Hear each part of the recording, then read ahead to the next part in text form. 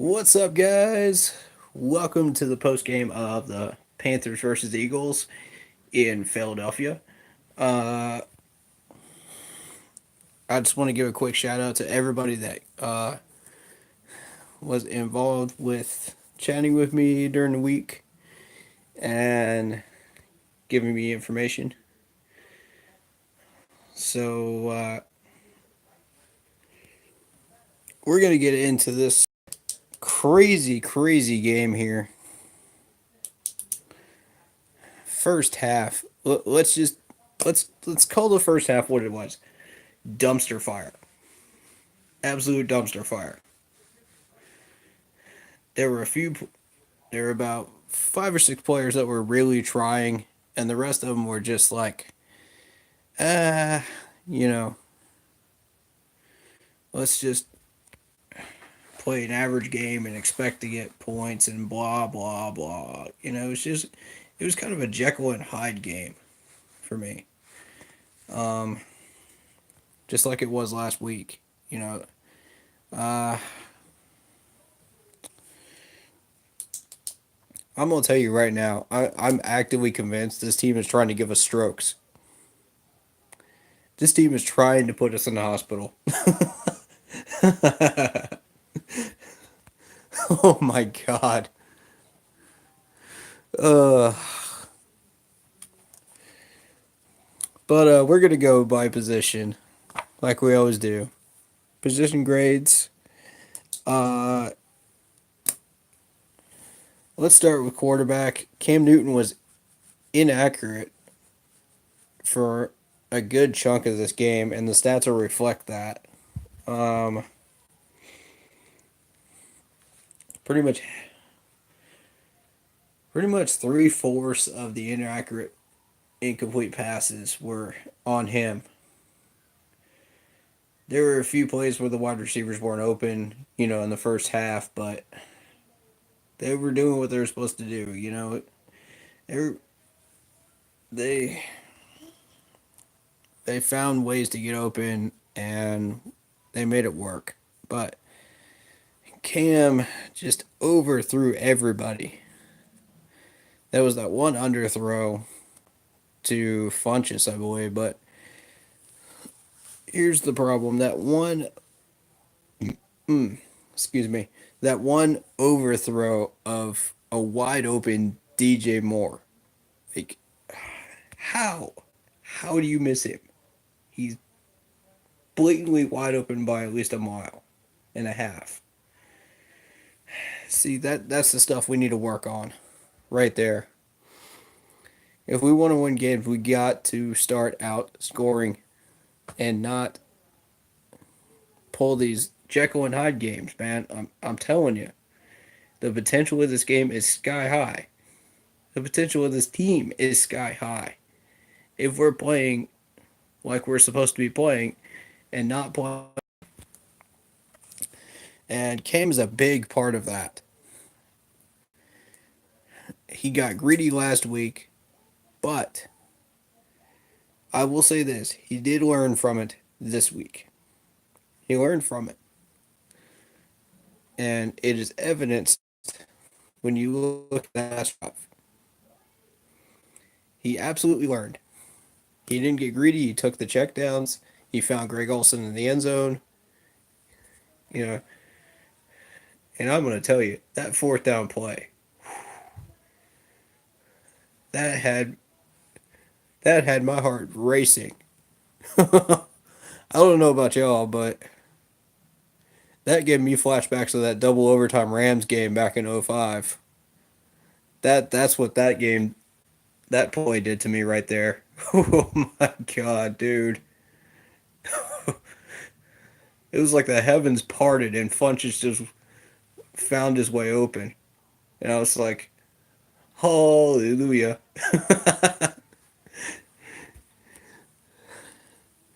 What a miraculous play right there. Like, I can't say that enough. Cam made the plays when it mattered in the stretch. I'm not going to call him Superman because of how trash he played in the first half. and some of the third quarter, but some games are like that. And I will give credit to the Eagles corners. They were pretty solid throughout the game, and we had trouble getting open some of those plays, but most of that was on Cam.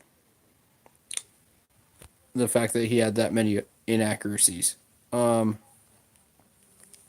so because of that big comeback in the fourth quarter, that kind of saved his butt. So I'm giving him a B plus. So we'll go to running back. Um, Running back B plus. We took advantage of what opportunities we could. Uh, they have definitely improved their run stopping. Because uh, I was scouting them about 2 or 3 weeks ago, and they allowed a lot of rushing yards against I forget who it was, but yeah, they allowed a lot of rushing yards to the outside. So credit to Norv Turner for using that outside sweep run, you know, with Christian McCaffrey. We made it work and we moved the chains. So full credit to him on that. I was expecting him to take advantage of that because he saw it on film too. Um, Draw plays we had a little bit of trouble with because their linebackers were pretty strong, plugging up the middle. But yeah, we did what we could. We got those 3 yards. We set up for the next pass, or the next play.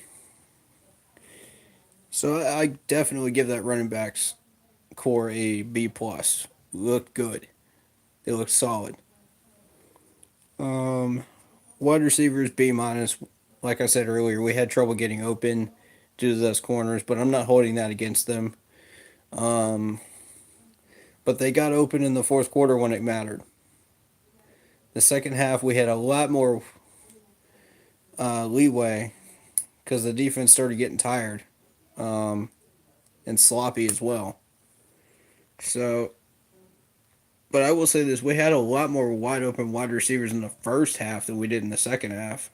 So that goes to show you, um, we did take advantage of those wide open gaps that I was scouting 2 weeks ago, and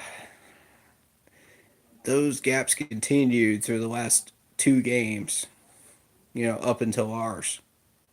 So I found saw those gaps again today.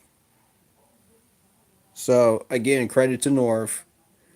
We did find ways to get those first downs, but through those play calls. Tight end A. Greg Olsen is always solid. If you throw that ball anywhere near Greg, he's going to catch it and and get yards after the catch. That's just what Greg does. He's a tank. He's an absolute tank. But if you miss him and overthrow him, he's not going to do jack. And that's exactly what Cam did in the first half. He overthrew him twice. I want to say 3 times, possibly 3 times, even. And I don't even know how you overthrow Greg Olsen because have you seen those hands? Have you seen those hands from Greg? Like, how do you miss that target? I just want to say, like, Cam's got some accuracy work to do, but definitely an A for tight ends. Offensive line. Now, this is where I'm going to start getting a little bit critical because, and a little bit salty with this because the majority of the line did great. The majority of the line did great. I give them credit. I give them their credit. I do not take away any credit from that. I give the line as a whole a B minus. And the reason I give them a B minus is one, there's always room for improvement. And two, the Eagles did have a pretty strong pass rush in the second half. But our O line did not look good in the first half. They recovered, in the second half, but they looked bad in the first half. And the one player I've got the most problem with on our line, it's not a secret, it's Clark. And he allowed a sack today. That's the second game in a row. Second game in a row, he's allowed a sack. He's also allowed a. He's also had a holding call before that as well, and a false start in the game before that. So, uh, I've said this before. He does solid work for 75% of the game, and then there's those plays where he just takes plays off and causes penalties and kills our drives. And it just, ugh, it makes me so frustrated watching him on this field because you know he's capable of doing well, and yet he's just not. I don't even know, guys. Like, you guys fill me in on the comments on that one. How you feel about Clark? Because as I said at halftime, if this was my team, he would be benched by now. I don't put up with uh, two sacks in 2 games, given up by one offensive lineman. Like, that's ridiculous. You, when he's got the potential to hold the line the entire game and not kill drives. So, there's that. All right, so let's move on to the D1 B minus. KK Short held up that front four. KK Short, I'm telling you, they could not run a draw for 75% of that game. He was locking it down. We would have a few plays where uh, they would rip one through the line and get those first downs, but for the most part, KK had that locked down. Like, he was playing with a fire today. I'm impressed with him. Yeah. Um, we were able to contain on the outsides. I was very happy with that. Our linebackers did okay. Shaq kind of took some plays off, but he did get it done. He also had some big plays too. So, yeah, when you talk about the stopping the run game, we actually did a solid job compared to other teams. They put up about the same amount as probably they would have against other teams that are as strong as we are. So, on defense, front four. So, I'm not even going to complain. Um, Corners B plus.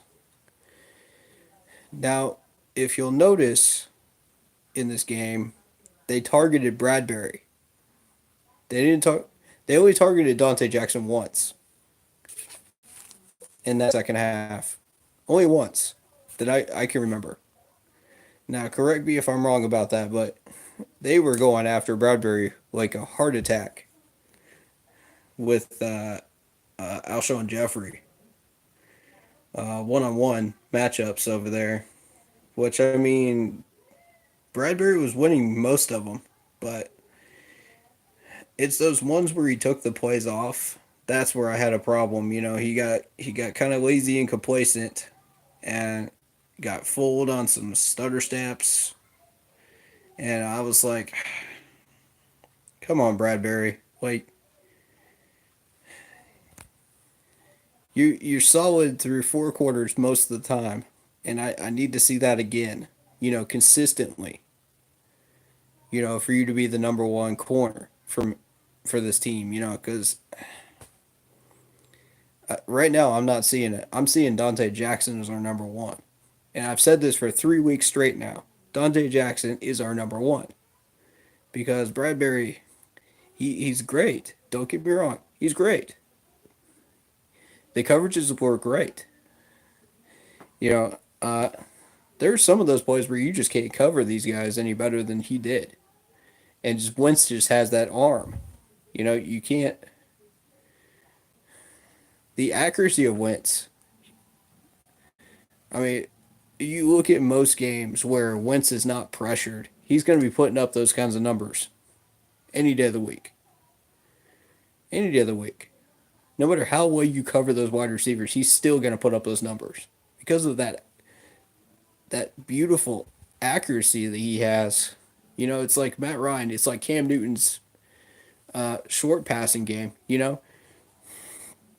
He just has that arm, and sometimes you just cannot defend it.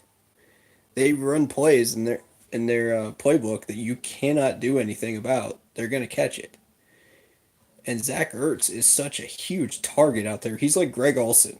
He's the equivalent of Greg Olsen, in my opinion, size wise and strength wise. But hands wise, Greg's got him kind of beat there, and speed a little bit too, because Greg will find ways to get open that Zach Ertz will just be sitting in coverage, with double coverage. But if you let Zach Ertz free release from the line, he's going to kill you. And we let him do it 5 times in this game, at least. You can't leave that man wide open. And it just drives me crazy. Yeah, he's such a big target. Zach is not going to miss him. There's no way. There is no freaking possible way. It's like missing Greg Olsen. It's like it's like throwing to Gronk and missing him. You do it physically, unless you're Cam Newton. Unless you're Cam Newton today in the first half. So, so again, we got some work to do with Cam for sure. Getting back to him on that. So free safety, strong safety. We took some plays off at free safety and strong safety, but overall, Mike Adams got it done. He recovered. He did play some lazy ball, but he recovered in that fourth quarter. I feel like he did anyway. He got a few clutch plays. That we needed stops on. So overall, I want to say that's an improvement because normally he's not. Uh,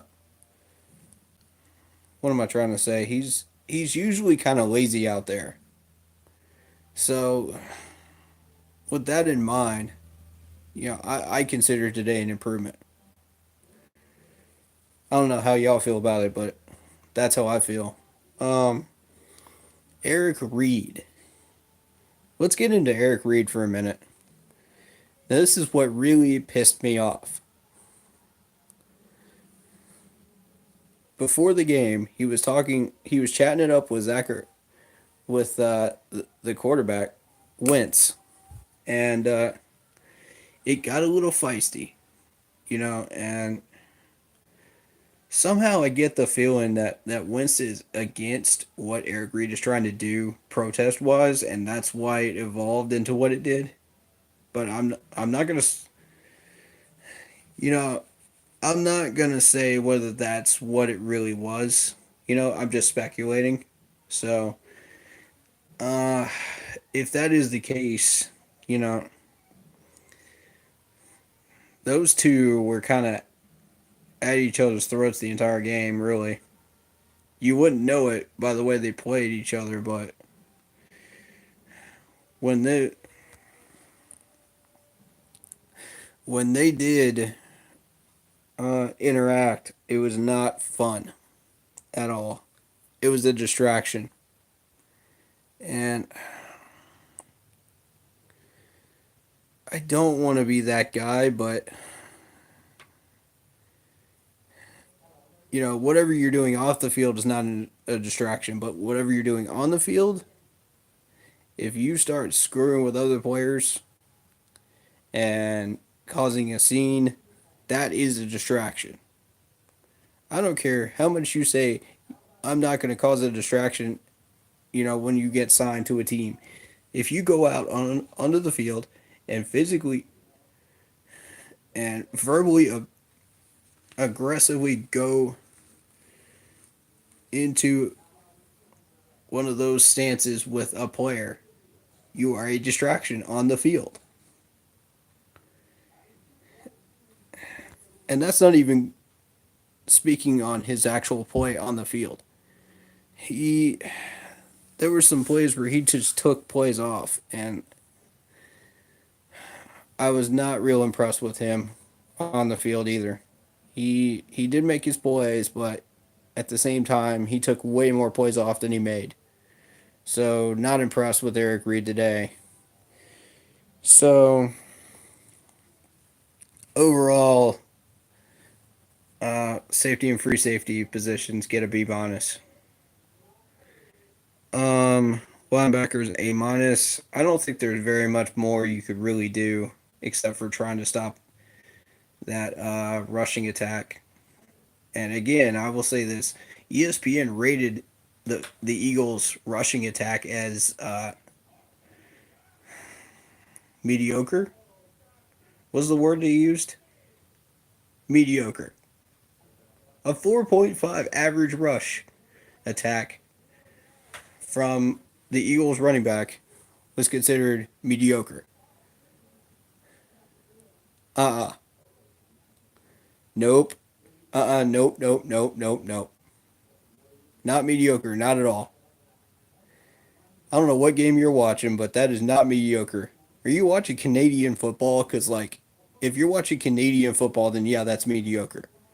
But if you're watching American football, 4.5 average running back yards per carry, that is not mediocre in the NFL. I'm sorry. I don't know where you're getting that idea from, ESPN, but come on, man. Like, who even thinks this stuff up? If you think that's mediocre, you clearly don't understand running backs in football. All right, I'm going to get off that rant because I've spent way too much time on that. But that is ridiculous. Defensive ends. We had zero pass rush for most of this game. I don't know what happened, but we had zero pass rush for most of this game. I'd say about 85% of the game we had zero pass rush. We weren't even getting close to it. We had the same problem against the Redskins too. We just could not get to Alex Smith at all. And I don't know what we need to do because we're closing in on the trade deadline, and I'm afraid somebody's going to get moved because of that reason right there. I prefer we start trying to build up the safety and left tackle position because that's where our areas of need are. Maybe a wide receiver, possibly. But that's stretching it because I feel like our guys are capable of getting open. You've seen flashes of where they get open for like 2, 3 drives in a row, and then they'll stop. And it'll be like, what are you doing? And I will say this: we have faced some good corners. With the Eagles corners. Some would disagree with that. But I think they're pretty solid. The Redskins corners were okay. Yeah, I balance that out because Josh Norman is above average, and the guy we were targeting during the Redskins game was below average. So it kind of balances out, in my opinion. Um, but overall, bottom line, these wide receivers need to get open. That's just what needs to happen. in order for us to successfully move the ball. Because we have a decent rushing attack. You know, Christian McCaffrey's what is it, fourth in the league rushing attack? I believe that's correct. I think that's what ESPN told us. But I could be wrong about that. So check multiple sources because multiple sources are going to tell you different things. Uh, but the NFL stats don't lie overall. Uh, Technically, it depends on the line and how strong it is. But yeah, back to defensive ends. Garbage pass rush today. I rated that pass rush a C, and that's basically saying that's average pass rush. Anybody can have a pass rush like we did today, and somehow get lucky and get to the quarterback once or twice. You know, like that that pass rush has to improve. The only way we are going to stop these deep passes and these deep threats is to get to these quarterbacks. And we were not able to do it against Alex Smith. We weren't able to do it today. But if we fix this, we could be a top 10 defense again. I feel like. You know, regardless of the issues with coverage with the safeties and the lazy tackling at times uh, on players taking plays off, you know. But overall, you got a B for special teams because of the missed extra point by Gano and the fumble but recovery by DJ Moore because Bird wasn't out there. And I've been saying since training camp I like Bird at punt return and kick returns. And that's exactly why. I don't want fumbles on punt and kicks returns. And DJ Moore has been doing that. And that's part of what cost us the Redskins game. Bottom line is, we have so much potential in this team. So much. If we fixed even half of our problems, we could be on par with uh, with the Rams. We could match up really, really well with the Rams if we fixed the sloppy mistakes, if we got open on wide receivers, if we improved our pass rush and our coverage. All of these problems are fixable in-house. I said it last week and I'm saying it again. It's fixable in-house. Yeah. And it starts with Cam Newton. His inaccuracies are hurting us. He fixed us. He fixed it in the fourth quarter, though. He learned from the Redskins game. However, we still got overthrows and we still got inaccuracies. And I know the Cam lovers are not going to want to hear this. And I don't want to say it as a Cam supporter, you know. But it is true. You have to face facts. When you see those numbers on the stat sheet, it can't mean anything else in a game like this. Uh,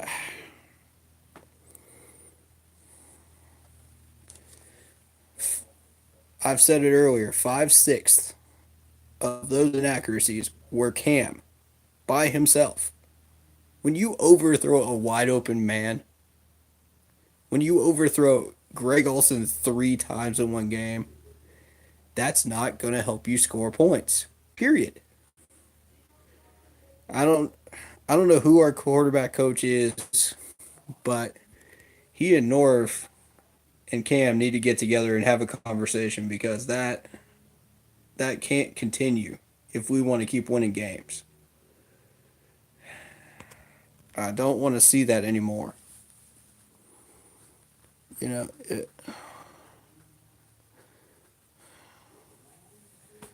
I'm so tired of this cardiac cats, fourth quarter last minute drive where we have to jam it in there, you know, when we could have had a lead to begin with. We could have done something in the first half to begin with. That's I'm so tired of Jekyll and Hyde type gameplay from us over these past two games. Do y'all want this to become our identity? Because I don't. This is how teams are looking at us now when they scout us. I've already had one fan from Tampa Bay tell me that. I'm like, huh? Lord, y'all are trying to give us strokes, man. But what a win! What a win! What a win! I don't want to take away from this win. I want to give full credit to the two people that deserve it most. On defense, on that last defensive stand, and that is Wes Horton, who forced that fumble, and Kyle Love that picked up that fumble recovery and got us the win. Clutch, man, clutch, absolutely clutch. You know, I just want to let the newer Panther fans know, what you felt watching that game and watching that win was a 15th of what we all felt back in '05 when we beat the Rams in double overtime in that divisional playoff game with Steve Smith in the X Clown play. That was oh my god. You want to talk about a game that gave everybody strokes aplenty. Enough to kill a man or a woman. Oh boy. That was the most roller coaster of a game I've ever watched in my entire life. Ever. And that's what got me into really, really solidly locked me into this sport to make me love it as much as I do now.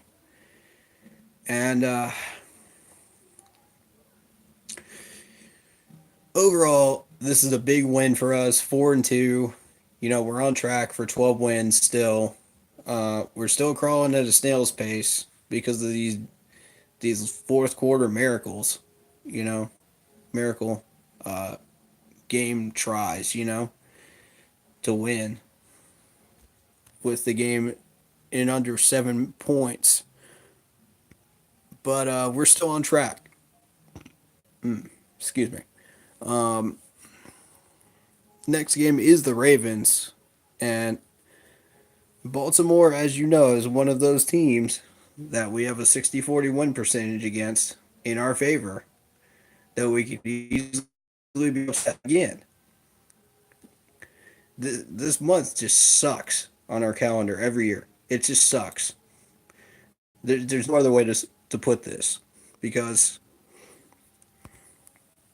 if you look at how many at the teams we've had to play in October since Ron Rivera took over, and this offense, uh, well, not offense, but this whole team as a whole, started playing the way they're supposed to. Uh, it's scary. You look at the teams we had to play. There was always that one team that you know, and this year it's Pittsburgh that you're thinking, okay, this is going to be a loss, and it turns out to be a win. Yeah, last year it was New England, and in 2013 it was New England as well. But I 2015 it was Green Bay. Yeah, Green Bay helped us seal the NFC conference by 3 whole game lead and put us really right on track for a Super Bowl run. But yeah, October is a terrible month, and it really defines who we are as a team. It always has, and it always will under Ron Rivera.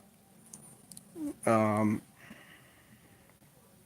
if we come out of it 2-2, we've done well. If we come out of it 1-3, that's trouble. If we come out of it 3-1, we've got a solid shot at really making some strides at making a run for the playoffs. And at that point, we'll know who we are. You know, long term wise, we've got to get these wins like this. It just propels us towards long term success. So,